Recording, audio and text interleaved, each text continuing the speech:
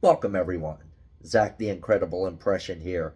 I'm in Spartanburg, South Carolina. This is the last day I'll be here. Then I'll be heading up to Lancaster, Pennsylvania. But before I leave this area, I want to take you down the street to an area called Roebuck, where in 1995, a very tragic event took place which shook the town to its core. I'm talking about the sad murder of a young lady named Dana Satterfield. She owned and operated her own beauty salon along Highway 221 in Roebuck. And sadly, she ended up being murdered in her own beauty salon. So I'm going to take you down there and visit where the Unsolved Mysteries episode was filmed. I'm going to try to match up some of the locations, and then we are going to try to go to the cemetery where she is laid to rest and pay our respects to her. So let's get going, shall we?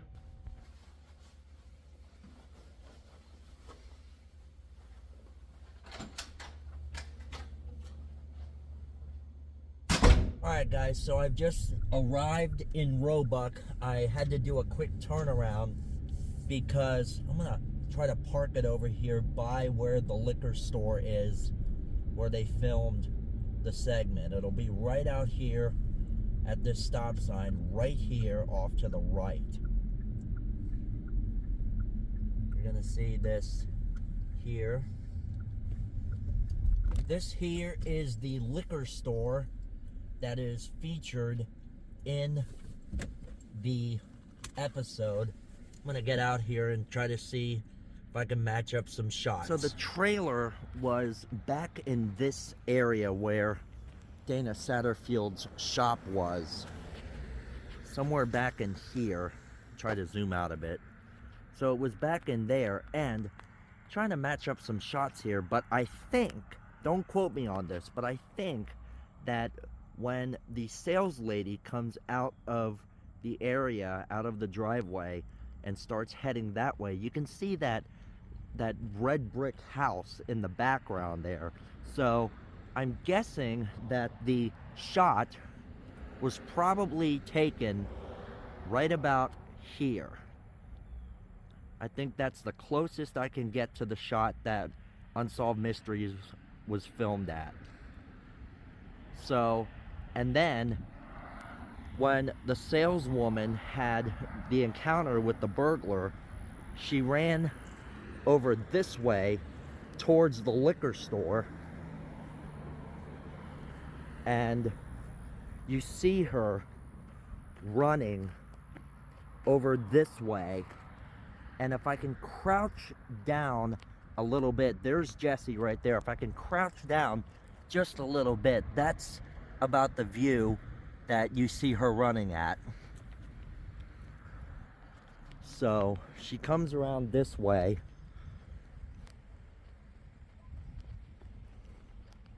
and she meets up with the guy about right here, and somebody is looking at me. And then about right here is where you see the two of them come face to face. You can see the red grate is still there from where they pulled it across there. So they would have been standing about right here.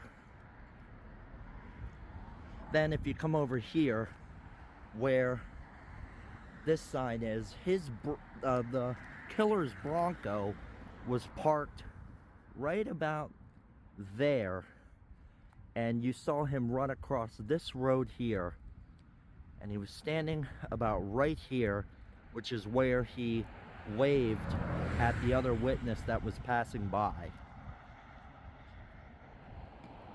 So weird to think that, you know, I've seen it all the time on TV, and now being here in person where tragedy took place kind of gives you the chills.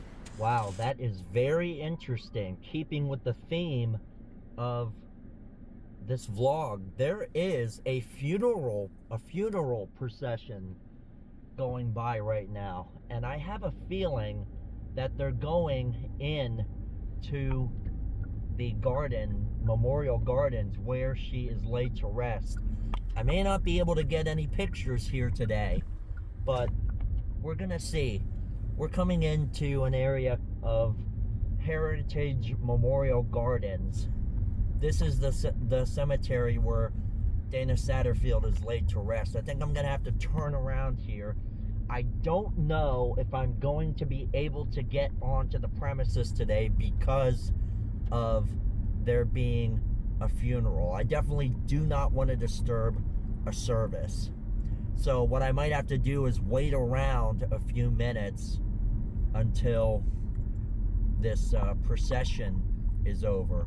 This is only about maybe 30 seconds up the road from the crime scene. As a matter of fact, when I was just as I stopped filming the last clip at the crime scene, the owner of the store came outside, and there was a gentleman that had pulled up and was looking at me rather strangely, and I guess he went in and told the owner that there was somebody out there taking pictures, and maybe I looked a little suspicious, but the lady came out. She was a very nice young lady, very understanding. I told her, you know, I go around the country, I take pictures and document things, and there was a young lady that tragically was murdered right back here, and the gentleman that was there actually said, yeah, I know who you're talking about, and he asked me for the name of my channel, and I gave it to him. He said he's going to check out the Incredible Impression channel. So hoping that he enjoys, you know, what I'm documenting. He looked like he might have been of age to where he might have known or might know Dana's daughter, Ashley. So I'm not sure if she's actually still in the area or not, or her ex-husband, but I didn't even bother to ask him if he actually knew Dana or her husband or her daughter, but I'm just thinking he might, because also this is a very small community. This is only about maybe 10 minutes from downtown Spartanburg, so it's within very close proximity. And I'll tell you a little bit more about the man who ended up committing the crime and what ended up happening and everything. But first of all, I'm gonna see if I can get into the cemetery here and see if I can take some pictures. But I won't really know until I get in. So guys, I looked all over the place here in the cemetery. I found a little bit of a semi-picture of her actual gravesite on the internet. But I thought that it would possibly be in this area here, because it has a picture of her on top of the actual marker. But then I took a second look and realized that it's got to be in a wall like this, like an entombment. Now, I didn't see it. I walked all around that area there, but there's one more area to check, and that is this area right here. So hopefully we'll have some luck with this area. I found it.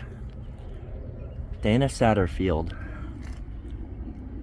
November 16th, 1967 to July 31st, 1995.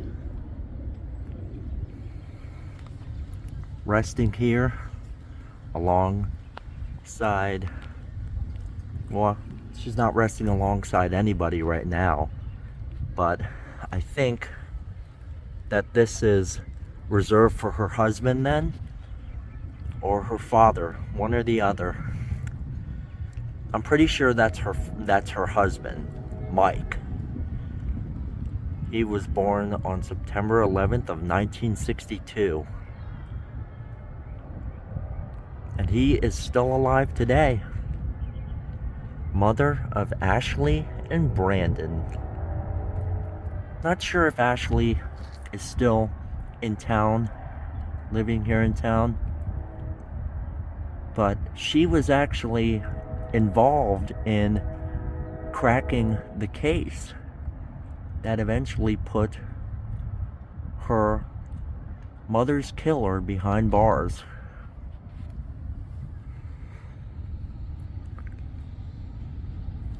Rest in peace, Dana. It's nice to finally be able to come out here and pay my respects.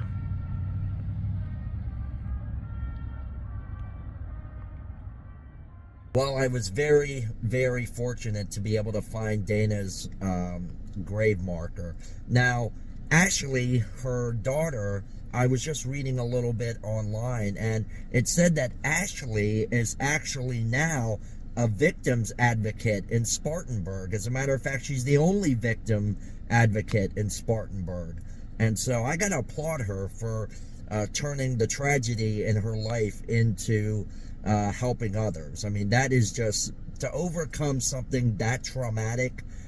She was only 8 years old when her mother was killed, so I think that the decision she made to help other victims with their tragedies and stuff, I believe that is just, I applaud her so much.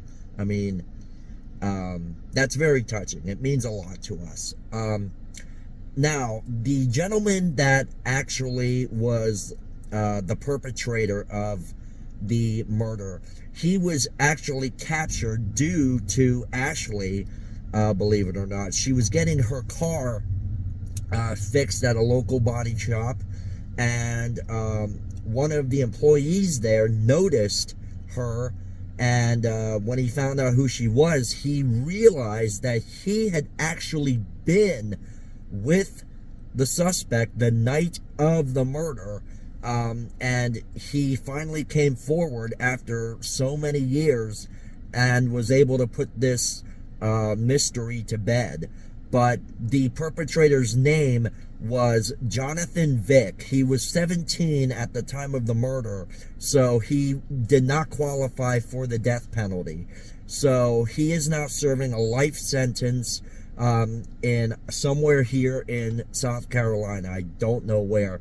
However, when the Unsolved Mysteries episode was, and Forensic Files episodes were being filmed, the eyewitnesses had said that the suspect was driving a Bronco, and for the longest time, people suspected Jonathan Vick's, I think it was his mother's Bronco, actually, and they even went as far as to put signs on the Bronco that said, "This is not the Bronco, do not call the police." And nowadays, that kind of thing would just be taken, you know, as suspicious. So apparently they investigated Jonathan Vick several times, but nothing ever panned out until this body shop worker spotted Ashley at his shop and decided that, you know, he needed to come forward after all this time.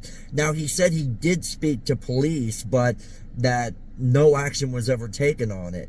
But the good thing to know is that, you know, her murderer has been caught, and her family can finally, you know, rest easy knowing that he's behind bars, and that, you know, her daughter has done something very good for the community, and, you know, Dana can actually rest in peace.